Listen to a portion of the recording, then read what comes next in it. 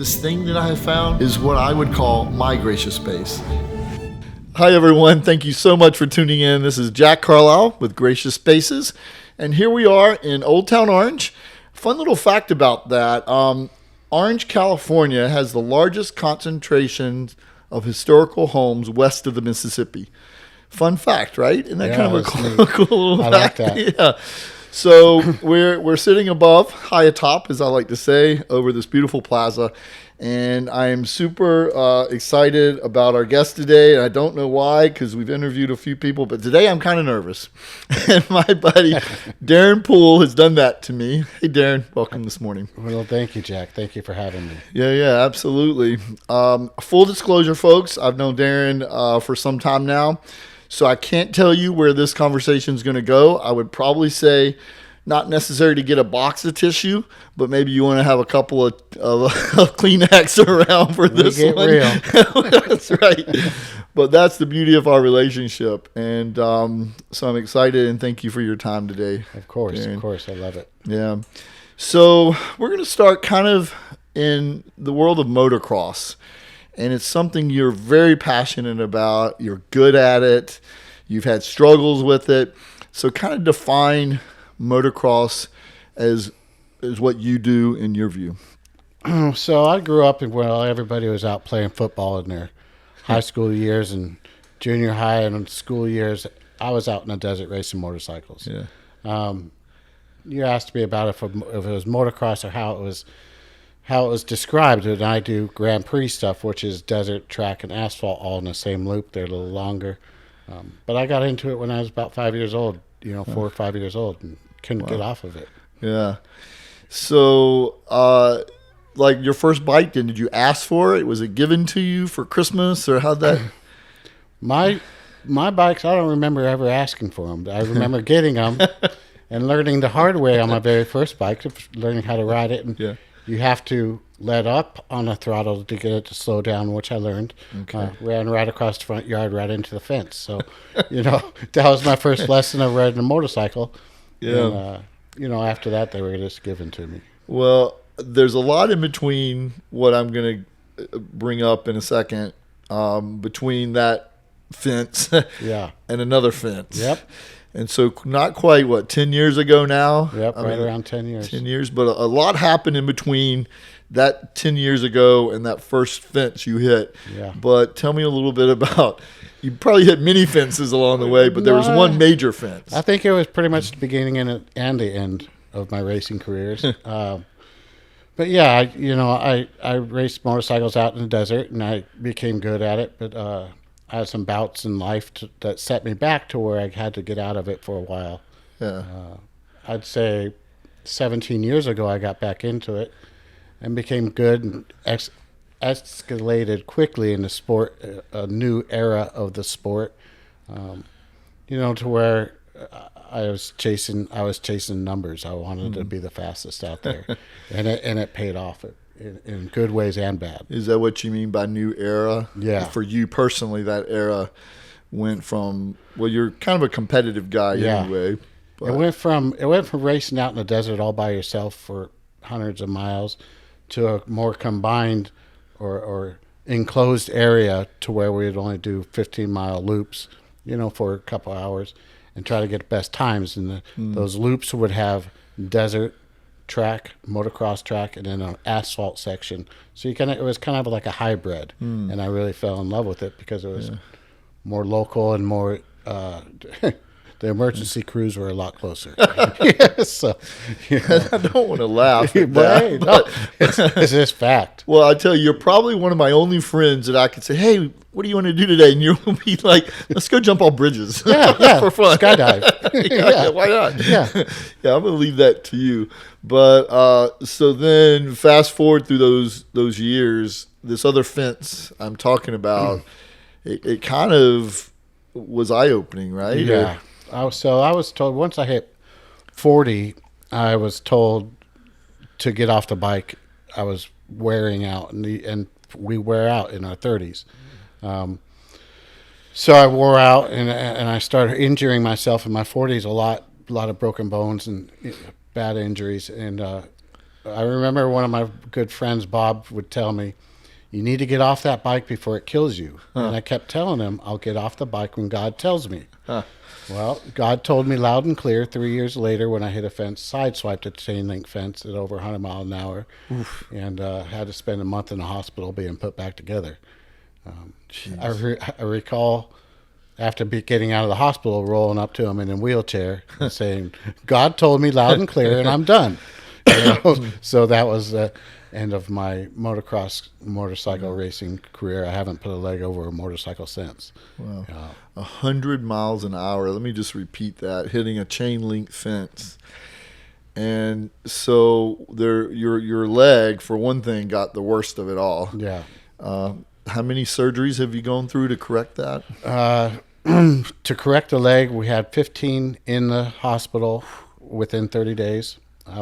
Had to be awake for most of them because they couldn't give me any more drugs. It was going to hurt me, so I had to be awake. I didn't feel it so much, but it hurt, and being able to see it. And then after being out of the hospital, I'm guessing a good 10, 15 more to keep the leg alive and keep it working and to keep it functional because I'm not done yet. I want to continue life.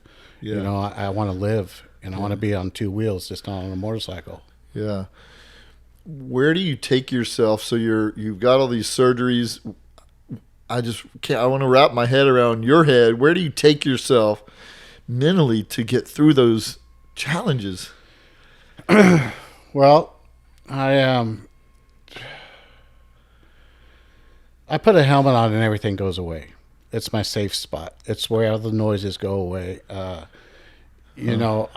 know that being chased down by a mountain bike, if I crash, is only 30 pounds or whatever it is that's chasing me down. A motorcycle is over 200 pounds. So I justify my probably poor decisions to get back on a bicycle, by that, and also being mindful. I know what this sport can do to me. I know what motorcycles. I know what it all can do to me. And somebody once said, "How do you do these things? Calculated risks. How bad is it going to hurt when I hit that tree, or when I have a mishap? I know it's going to be a lot worse on a motorcycle. Where do I take myself? I have God in my life. I have a recovery in my life. I have good friends surrounding me with it, telling me not to do certain things. Some tell me to do certain things that I shouldn't. I feel like you don't listen to the people that say don't do certain things. Not often. Not often. It only makes you get you fired up to do that, right? Yeah, adjust. So then you took that passion for motorcycles into mountain biking. Yeah. Then I can remember I was I went up to Big Bear, which is one of my happy places where I release, and I was up there and I ran into an old friend. His name's Mike Metzger, and I went to him and I said, I want some tattoo work. And so he started working on me and stuff. And I remember he had a bike shop, and I said, I'd like to get on a mountain bike. And he says, Darrin, you're too beat up, I'll say in nicer words so we don't, to do this kind of thing. And I said, okay, and kind of sucked it up and dealt with it. So you have doctors telling you don't do this. You have your friends telling you don't do this. And a year later, I was adamant about it. I was out of my wheelchair, and he finally said, okay, well, let's try this, He had the confidence in you. He had the confidence. He saw that I wasn't going to be happy if I didn't do it. Yeah. Him along with a good friend, Sean, they took me up on that mountain and they took care of me. They taught me how to ride something that I hadn't ridden at that level before. Yeah. And they made sure that I wasn't going to overshoot what I was going for. And, well, I get goosebumps, honestly, because here they are. They really want to encourage you not to go down that path, but they know you're going to do it anyway. So why not take that journey with you and teach you and guide you? Exactly. And that's what they did. That's beautiful. I've got great friends. I have, I don't like to surround myself by negative people. One of them is you. I expressed to somebody today as I was coming down here, I'm going to go see Jack. And they said, oh, you're going for your therapy appointment? I said, no, I'm doing a podcast because, I got good people who will help me. And they don't want to see me hurt. And then other people, I just let go. The ultimate. Yeah. So being guided by good-hearted people is what gets me through a lot of things. Well, a lot of times I feel like people don't necessarily recognize those bad influences in their life, and they have them hang on, and they can't cut that tie. Yeah. And if only they could, they would just elevate their life. Absolutely. So much more. I in my recovery or in my tough times in life, I chose to do some bad things led by people who weren't the greatest people. And led me into a spot that I didn't want to be in anymore. Once I was able to see that there was a way out and a better way of life, was I able to see that and let go of the negative nonsense and I don't need to be in the middle of a great big dilemma. I want to be happy and loved, and as funny as it sounds coming from a 6 foot tall tattooed bearded man, it's just a fact. You can never I like that you said you don't want to be in a dilemma. Yeah. Because that's noise. It's bad energy. Yep. Yeah. Absolutely. Huh. Do you think what you just told me, was that your rock bottom? Yeah. Absolutely. 17 years ago, a little over 17 years ago, I remember going to my mom and telling her I was in trouble. And I had some old high school friends who I called, and they came directly to my house and said, "Darrin, it's going to be okay. Let's get you some help and get you out of the area that you are." And what a blessing!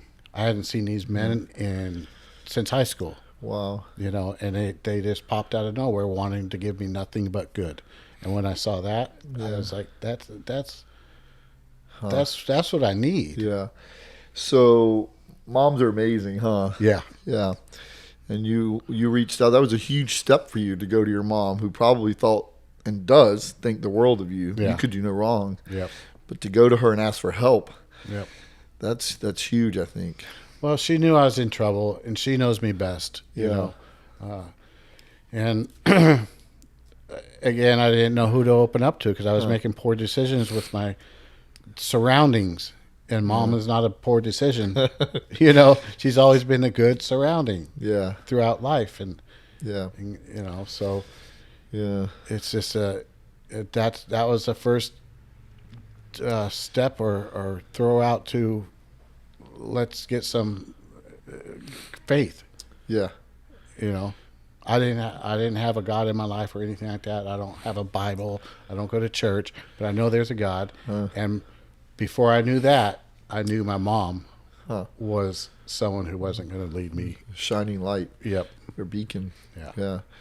So how often do you experience this mountain biking when you go? So I do it seasonal. It's probably 5 months out of the year. In the summertime, I go up to Big Bear. I spend 3 to 4 days a week up there, and because of my injuries, I can't pedal without hurting my leg, which so I take the ski lift up and it's and then we get to go down the mountain. They have trails designated. Momentum. Yep. Gravity fed. It's a gravity fed sport. I just hope not to be gravity fed to the plants. Yes. Yeah. And it's a blessing. Even the men up there and women, there's I get off that ski lift the first day of the season or whatever it may be, and I have all those medics and the people who work up there who are constantly on the mountain say, "Hey, how you doing? Welcome back. Let's let's get you down the mountain the first time to make sure you're ready and this and that." Stretch you out. So another family. Yeah. In a sense, Yeah. So with that, because you have multiple families all over the place. I love that they're kind of different locations, but being up on the mountain too also has benefits as far as the altitude. Isn't that better physically for you? You 100%. Yeah, 100%. Some people don't. It goes both different ways with different people. For me, the thin air and the altitude relieves pressure, pain. There's no pain. Yeah. I think it's a thin air, the cooler air, Yeah. and I get up on that mountain and within half an hour I'm not in pain A anymore. whole different person. Yep.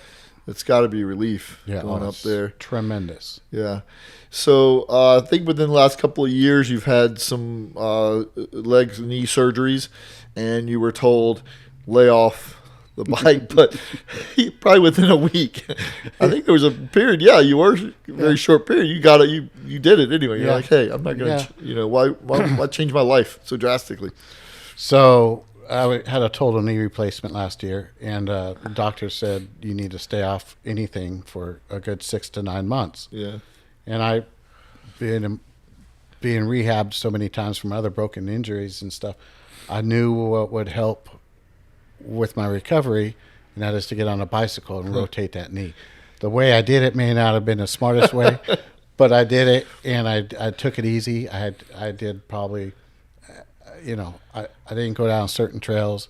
I didn't do certain jumps. I just kind of like relaxed and rode and got in tune with the forest a little bit, I guess you could say. Yeah. And it sometimes it was tough watching other guys race down certain things and me having to go, pump the brakes, let it heal, let it heal, let it heal. Yeah. But, it's a nice compromise. Yeah. You know your limits. Calculated risk. Calculated risk. So is it fair to say Big Bear, the mountains, that surrounding is your gracious space? Absolutely. Yeah. Yeah. It's nothing like it up there. Do you have goals to be there permanently one day? Yes. Yeah. I would love to be up there in the next 5 years. Whether it's going to happen or not, I don't know. Yeah. I have it pretty good here in Orange. I have, family, friends. I have you. I have a lot of good drives down here. Yeah. But when the time's right, it'll come, and I'm not worried about when it is. It's another thing God will let you know when Right. He's ready, right? Yeah, exactly. Yeah. Well, in knowing you and your personality, I think just as your friends mentored you into transitioning from motocross to mountain biking, what about you yourself mentoring others? So, I was talking to the man who puts on the podcast here, does all the filming about my recovery. Yeah. And he says, "Are you nervous?" And I said, "Well, I'm in recovery. I talk to kids. I talk to adults. I talk to people who are having a tough time in life. And I'm able to carry a conversation and tell them about my life, tell them my story. I do it on a daily basis. So am I nervous? Not so much. I didn't know what shirt to wear because I'm not into this kind of stuff. Or, I've never been on a podcast. I've never heard a podcast before. And I was told, oh, well, you're going to be on your first podcast before you even heard one. And but it's I'm comfortable. It's, talking, I love helping people and I do a lot of it during a week through the years. And, so sitting down talking to somebody I'm comfortable with doesn't throw me off too much. Well, and that's what I love about you sitting there. You are you and authentic. And I wanted to be able to share that part of you with those that might be listening. Yeah. And I appreciate that. So then mentorship, not only in that sport, but the sobriety life as well. Yeah. I would imagine that's a part of the program, if It is. you will. Yeah. It's hard because people don't ride at my level, and it's funny. It's a running joke that whoever goes up on a mountain with me is coming back injured. And gotta learn somehow. Yeah, and the fat truth of the matter is, it's true to a point. But I like to take people up there and say, hey, here's open air.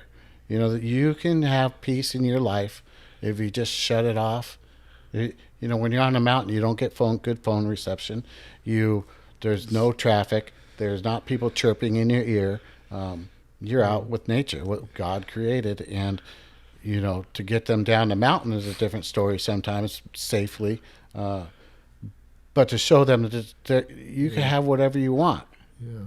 If I wanted to, I could work really hard and go get things that I want, but I don't want to work that hard. I want to be comfortable. I want to, and so You know. I love that, because that's what we just defined your gracious space as being mountains, the trees. But you know what? It's way deeper than that. Yeah. It's in your heart and your soul, and that's what you're trying to share them, Right. your gracious space. You're opening that up to these people and trying to bring them in to put their head in a space where they can enjoy that. Yeah, because a lot of the people in recovery haven't had the option or the experience to be able to get out into it. You know, they've been stuck in a city, or they've been stuck in a certain situation for so long. And you have to understand, man, you could have whatever you want. And when I say that, I mean it to the bone. Yeah. And I want to be able to show people, hey, there's other ways of living life. There's the gracious space that you talk about. You know, theirs may be somewhere else. It may be in a desert. It may be here in a circle. It may be wherever. And you know, in a sense, this shop in itself is part of my gracious space. You know, you just got to find it and stay with it. If you love it, stay with it. Yeah. You know, It's reality is, though, Darrin, that's hard for some people. You just said yourself, like, they don't know any different. Right. And if their space is negative, or that's all they know is that, what's the word you use? Well, like the chaos. And if that's all they know, it's even harder to pull themselves out of that space. It is. So I admire you for at least trying to break the ice. Yeah. For them to open up their mind to other things. Absolutely. It's, you know, I've been through a lot of, in my sobriety and my recovery, I've been through a lot of deaths. You know, my girlfriend was killed 2 months into my sobriety in a bad car accident. I had to see her in an open casket. It was horrible. But with that, walking through that, I became stronger. We just lost a friend yesterday, to cancer. And I have a friend who's going through a really hard time with it. He's struggling, and I know how that is. So what I do is I go, if I have to, go bang down his door and rip him out of the house. Say, "Come on, let's go. We're gonna get through this," you know. And I'm no good if I'm not sharing my recovery with somebody else. Yeah. So you're taking that next level. You're not just calling or texting, "Hey, buddy, it's going to be all right." No. You know, there's normal things we hear, which are nice too. I don't want to discount those. But you will physically go and get your ass out of the house. You can't stay in that dark place. Yeah. Because you know, I told him just yesterday, I said, you need to pull your head out of your head. There's another term of that, but I didn't want to use that term because his head wasn't in that other place. His head is in his head. And let's get that out. And you know, I've already, you know, I've done this a few times. And you get them out and you give them the solution. And if they don't want to take it, that's okay. But the next time they want it, you know, you go get them. Opportunity. Yep. Yeah. Huh. Good stuff. Good stuff. You know, flipping it around a little bit, you're also an incredibly talented craftsman. I've seen it myself. I've got to experience a lot of your work within my own personal business. But furniture, the stores, the active surf and ski shop. You basically kind of inside out built those shops. Personal things like beds and countertops, and then the list goes on and on. Whatever I can get my hands on. I found you know, whatever I can get my hands on. And I mean that literally, because on the way here this morning, I saw something that I liked, and I went and almost blew my back out trying to get it in the back of my truck because it's a good piece. It's not going to go in the trash. Yeah. But having it curbside find, we're talking about, folks. Yeah. Yeah, curbside find, and you know, but I got those skills and the opportunity. I got the skills from building all those active surf and skate shops, from building those custom homes, from doing all these things throughout my life. When I was injured, I was unable to do this anymore. I couldn't be on my legs for more than a minute or two. So I had to melt my way back in. And another mutual friend of ours here in a circle came to me while I was struggling and trying to find out what to do because I was stuck at home in that dark spot, said, build me a bench. I built him a bench out of junk wood, brought it down to him. He gave me $500, and he says, keep them coming. And I said, okay. But his shop was too small to carry as many as he could. And that's when you and I met. And probably 9 years ago. Yeah, 9, give 10, or take. yeah, 9, 10 years. Yeah. It's easy. Crazy how that time passes. Yeah. And, that talent that you talk about, it comes from just imagination. Well, perfect example. One of the all those fancy upcycling, recycling, up-purposing, whatever, repurposing. You probably on one of your motocross trips, whatever. There's an old tarmac in the desert that was there, basically a metal linked thick grate, and that was left there. World War II, when they tested something of that nature, planes or something out in the desert, and they abandoned it when they didn't need it anymore. Yep. And what the hell are you doing? You're going out there, cutting it up in pieces, bringing it home, and building it into your beautiful works of art. Yeah. I love that. And that's it's kind of, you don't want to tear down all of history. Yeah. But when it's left out that far out in the desert, I drive past buildings all the time. And, a cabin or something that's falling down, and I look at it, and I love it the way it is. I don't want it to go away. Thank you for that disclaimer, by the way. We'll have the Corps of Army Engineers or something. Hey, I want to see this tarmac you're talking about. Give that back. Yeah. So, yes, you don't want it to tear down history. Not at all. No. That's hilarious. I have some friends out in Blythe, California, that are farmers, and they have old barns and buildings that they're going to be knocked down. So I'm lucky enough to go get their material as well. Yeah. I think the term is rescuing. Yeah, exactly. Well, it sounds like, Darrin, you yourself has sort of been rescued. I have. In your life, and you are helping others be rescued. You certainly have had an influence on my life personally, so I thank you for that. Yeah. What a amazing path. What else is there for you to do? It's funny. People will sit there and struggle with life or pain or whatever, and it's what you take from that you get out of it. It's. I wouldn't be where I am today having a friendship with you or so many other people hadn't I hit that fence 10 years ago. I would have never met you, and that would have been a bummer. I would, having gone through my disease of my drinking, I would have never met half the people. So for me, from pain comes love and happy and good result. You just got to battle through it or get through it and pick out the good stuff from it. And it is a journey. Yeah. It is a journey, but I don't quit. Yeah, no. There's no time to quit. Yeah. Well, we could probably sit here and go on and on for hours, and that's not going to stop because I'd love to have you back on. First of all, I can talk to you any day of the week, but for those, just grab the camera and go out front. Yeah, exactly. But there's so much more to your story. We'll have you back on at some point. But I appreciate your time today, and just your word, your information, your guidance. I'm always here. Yeah. Always here. Well, for anybody who's listening, you need something, you call Jack. And he's serious, folks. He really is. You're struggling with anything, you need something built. I don't care what it is. I really don't. He's got you. I got you. Well, I love you, Darrin.